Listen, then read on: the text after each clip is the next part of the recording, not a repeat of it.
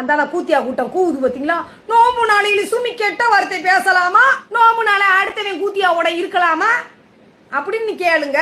அடிய லட்டு உன்னை நான் என்னத்த சொல்ல? லட்டு லட்டு உன்னை அன்னைக்கே நொறுக்கி பூந்தி ஆக்கிட்டேன். வந்து சாரி கேட்ட, மறுபடியும் போய் சங்கத்தில் சேர்ந்துக்கிட்ட, மறுபடியும் தூபம் போட்டுக்கிட்டு இருக்கிற. போடு போடு. ஆனா ஒன்று சொல்றேன்டி, கல்யாணம் ஆனவளா இருந்தாலும் ஆகாதவளா இருந்தாலும் சரி, ஓ என் பாவம் என் கண்ணீருக்கு ஆளாயிருப்படாதீங்க. சொல்லி புட்டேன் அம்புடுத்தேன்.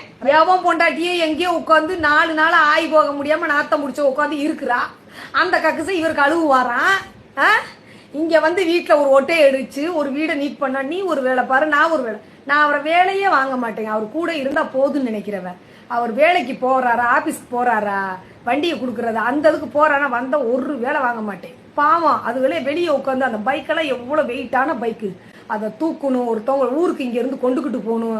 நான் அப்படியே யோசிப்பேன், அவர் கஷ்டப்படக்கூடாது, அவர் நம்மளை நல்லபடியா சம்பாரிச்சு கை நிறைய கொடுக்கும்போது நம்ம அதை சேகரிக்கணும். எனக்கும் அந்த இதுல, ஏன்னா ரொம்ப கஷ்டப்பட்டுட்டேன் இவர்கிட்ட வந்து. நான் எவ்வளவு நல்ல ஒரு வசதியா வாழ்ந்த பொண்ணு, இவர்கிட்ட வந்து கஷ்டத்தை கூட நான் சந்தோஷமா ஏத்துக்கிட்டேன்.